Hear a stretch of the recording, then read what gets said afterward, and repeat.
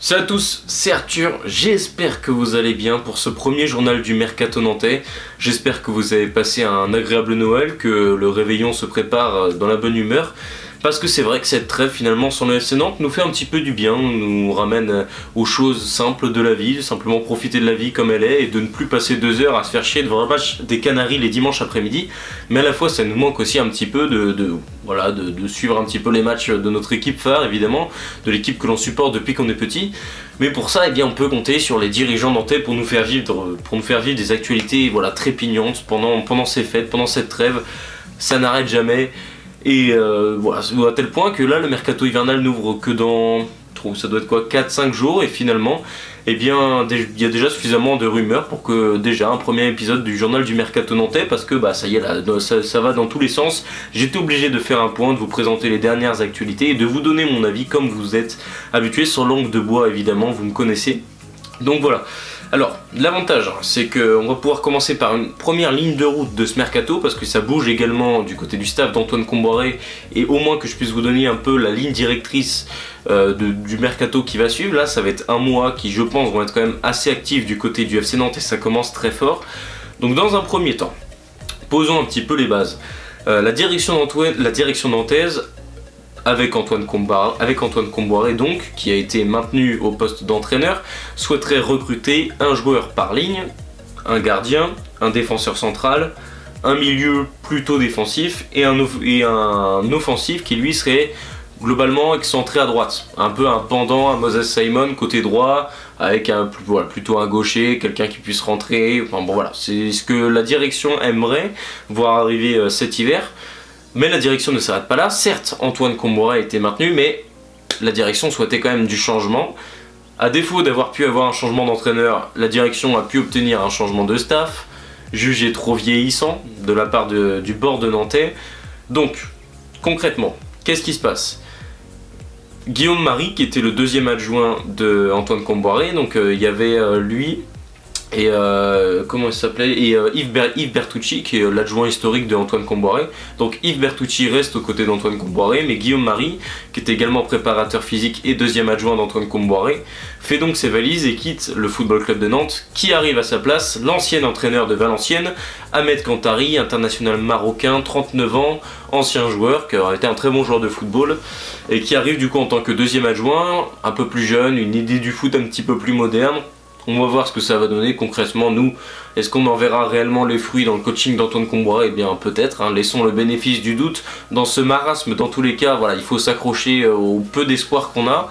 Donc peut-être que ce changement va permettre d'oxygéner. Dans tous les cas, moi, à partir du moment où il y a du changement, je réclame tellement un renouvellement d'effectifs et même un renouvellement de la vie de ce groupe-là, que même un changement dans le staff, je ne suis pas contre. Et un gros changement concernant le poste d'entraîneur des gardiens de but au FC Nantes, Willy Grondin officiel depuis des années, ça fait au moins plus de 10 ans que Willy Grondin est l'entraîneur des gardiens au FC Nantes. Il quitte sa place, arrivée de Olivier Blondel, si je dis pas de bêtises, qui était l'entraîneur des gardiens de l'Olympique Lyonnais. Et finalement, voilà, donc ça crée du mouvement entre Lyon et Nantes, comme ça avait déjà été le cas avec Tino Kadewere, comme ça avait déjà été le cas avec Johan Le Penant qui avait rejoint le FC Nantes. Eh bien, Nantes devrait réitérer ce mercato. Ça fait déjà 2 mercatos qu'on va chercher des Lyonnais, et bien jamais 203. Nantes va donc aller chercher Anthony Lopez, gardien historique de l'Olympique Lyonnais, au club depuis plus de 20 ans parce qu'il y a été formé, international portugais, un gros CV connu par la France entière pour son caractère, pour ses sorties aériennes où il mettait des coups de poing aux attaquants. Anthony Lopez, c'est un gardien expérimenté, 34 ans, ça doit, je sais pas, il doit être à plus de 300 matchs en Ligue 1. Si ce n'est plus, hein, je donne que des chiffres comme ça à la volée. Je pense que tout le monde le connaît, évidemment, c'est un visage bien connu de notre Ligue 1. À Lyon, l'arrivée de Textor lui aura porté préjudice, puisque Lyon est allé chercher Lucas Perry au mercato hivernal 2023, avec l'objectif de faire évoluer Lucas Perry un petit peu dans l'ombre de Anthony Lopez pour qu'il termine la saison. L'objectif, c'était qu'Anthony Lopez trouve une porte de sortie déjà au mercato d'été dernier. Nantes avait sondé Lyon, mais le salaire trop élevé de l'international portugais avait posé problème. Nantes est revenu à la charge cet hiver au vu des prestations d'Alban Lafont en déclin, et donc Anthony Lopez devrait être le gardien titulaire du FC Nantes sur cette deuxième partie de saison. Alors c'est évidemment la plus grosse information de cet épisode, parce que Anthony Lopez, voilà, c'est une grosse arrivée, c'est un garçon qui a quand même beaucoup de caractère, c'est un garçon qui est aussi très attaché à un club, qui n'est pas Nantes en l'occurrence. En général, quand Nantes va chercher des joueurs déjà expérimentés, ça se passe pas forcément très bien. Florent Mollet, Moussa Sissoko, Amdy Delors, on va aller chercher plus loin parce que c'est directement tout trouvé avec Fabien Barthez à l'époque. Nantes avait fini relégué 6 mois plus tard. Là on a un contrat de 6 mois donc pour Anthony Lopez. La bonne nouvelle pour Nantes, c'est que les Canaries ne vont pas se ruiner puisque Lyon prend en charge une grosse partie de son salaire sur les 6 premiers mois. Il faut savoir que derrière ce contrat de 6 mois qui permet en réalité à Lyon, là où Lyon il trouve son avantage financier, c'est que ça permet de dégager un joueur de l'effectif, et donc au niveau de la DNCG il ne considère plus le salaire d'Anthony Lopez comme faisant partie des charges salariales des joueurs du club. Donc voilà, c'est plutôt un bon montage financier pour Lyon, même si du coup Lyon devra payer, je crois que c'est quasiment 75% du salaire d'Anthony Lopez, qui voulait pas voir son salaire baisser en venant à Nantes. Ça reste quand même un salaire important parce que je crois que le salaire d'Anthony Lopez il culmine à environ, on n'est pas très loin de 400 000 € par mois, donc c'est évidemment colossal. Nantes n'aurait jamais pu se permettre ça, et donc les Canaries, pour Nantes ce serait environ aux alentours de 100 000, peut-être un petit peu plus, que les Canaries paieraient sur ce premier contrat de 6 mois. Il faut savoir qu'à ça, en fonction des performances, il y a une option qui permettrait aux Nantais de prolonger le contrat, évidemment à leur charge totale. Donc Anthony Lopez a donc rompu son contrat avec Lyon. Et autre bonne nouvelle, ça faisait partie des négociations.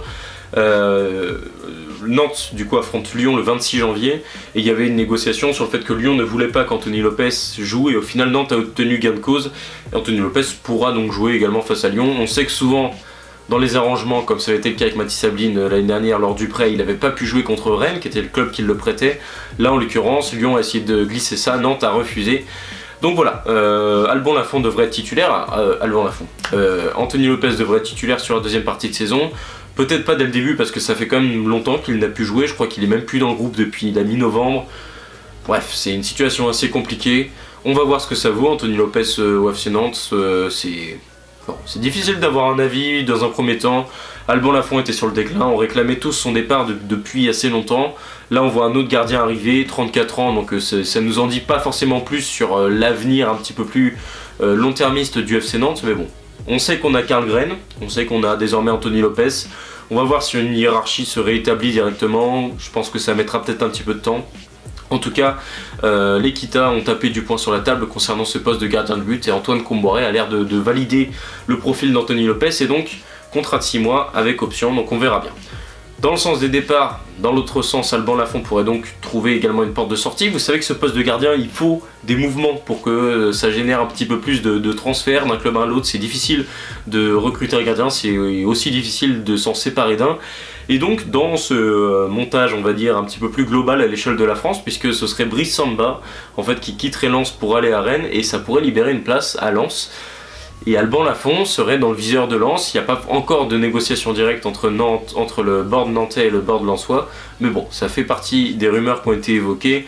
Ça en reste qu'à l'état de rumeur, même si c'est plutôt solide. On verra bien ce que le Racing Club de Lens décidera de faire. En tout cas, si Alban Lafont va à Lens, je pense que c'est à la fois une bonne opération pour Nantes et à la fois une bonne opération pour Lafont, parce que je pense que dans un autre climat, s'il retrouve un peu de confiance, ça peut ne lui faire que du bien. Donc voilà. Passons désormais au poste un petit peu plus haut. Vous savez, Nantes recherche un joueur par ligne, le poste de défenseur central. Nantes cherche un taulier à relancer si possible. Chancel Mbemba, gros salaire encore une fois, ça fait partie des rumeurs. Le FC Nantes y pense, il ne joue plus avec Marseille, il n'est pas du tout dans les plans de Roberto De Zerbi.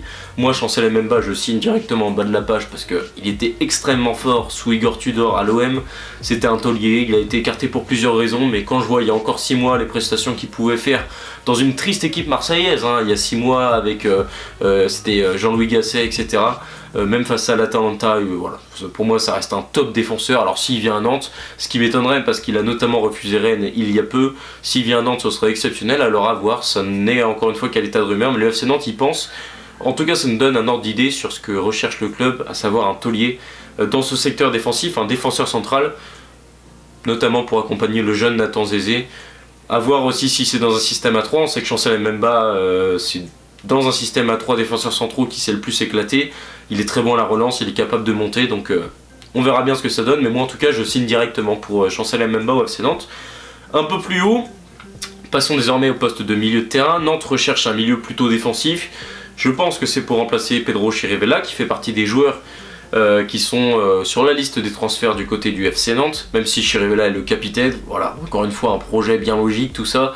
Enfin bon, bref, donc, toujours est-il que le FC Nantes a jeté son dévolu sur Elliot Matazo, joueur international belge espoir appartenant à Monaco. Ça va faire 3 ans qu'il joue en Ligue 1 avec Monaco. Alors, sans jamais réellement être un titulaire indiscutable, mais il a joué quelques matchs, il joue avec la sélection de jeunes. Là il a joué en Ligue des Champions, il est rentré face à Arsenal il y a peu. Bon, c'est pas un joueur que j'ai beaucoup vu jouer. Ce qui me dérange un peu, c'est au niveau du profil. Alors certes, sans parler des jeunes, du fait qu'il y ait Louis Leroux, des Mentabibou qui sont en liste d'attente, des jeunes formés au club très talentueux, c'est vrai que ça pose problème qu'on fasse venir un autre jeune joueur comme on l'avait déjà fait avec le Penant finalement. Donc voilà, moi c'est au niveau du profil que ça me pose un peu plus problème, parce que quitte à vouloir un joueur défensif, autant que tu ailles chercher une vraie sentinelle pour remplacer Gebamin qui devrait partir cet hiver. Ça fait, voilà, notamment la Russie et le CSKA Moscou aimeraient chercher Gebamin au FC Nantes. Et donc si tu veux remplacer Gebamin, il te faut quoi? Il te faut quand même un joueur qui apporte quelque chose de différent de Douglas Augusto, qui est déjà un joueur plutôt défensif au milieu de terrain. Là en fait on va chercher un joueur qui je trouve ressemble un peu à Douglas Augusto, à savoir pas très grand, assez agressif. Augusto est meilleur techniquement à mes yeux.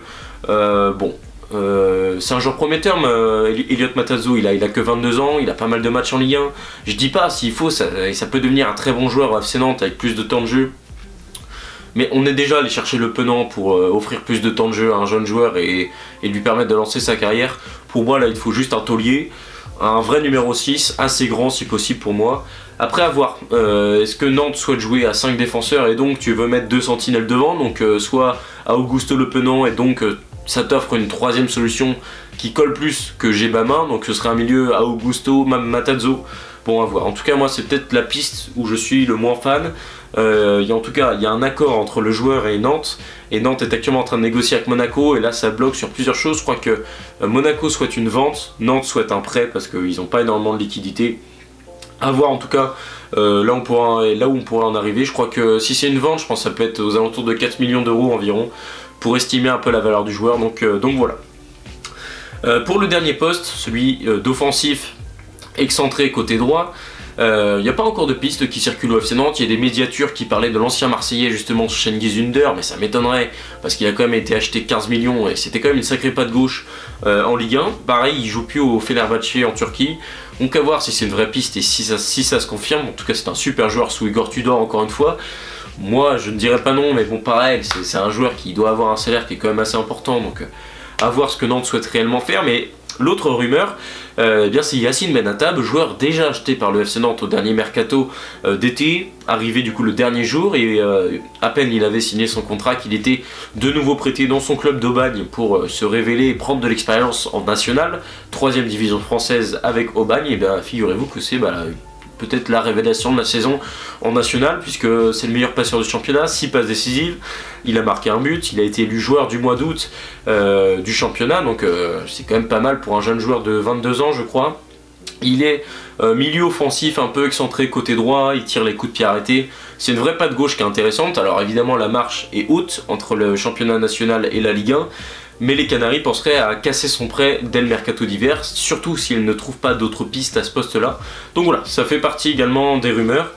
Donc pour faire un petit récapitulatif, globalement de là où on en est au FC Nantes actuellement, Anthony Lopez devrait arriver, contrat de 6 mois, et donc être le deuxième gardien du FC Nantes. Alban Lafont intéresserait le RC Lens et devrait quitter le FC Nantes cet hiver si Nantes arrive à lui trouver une porte de sortie.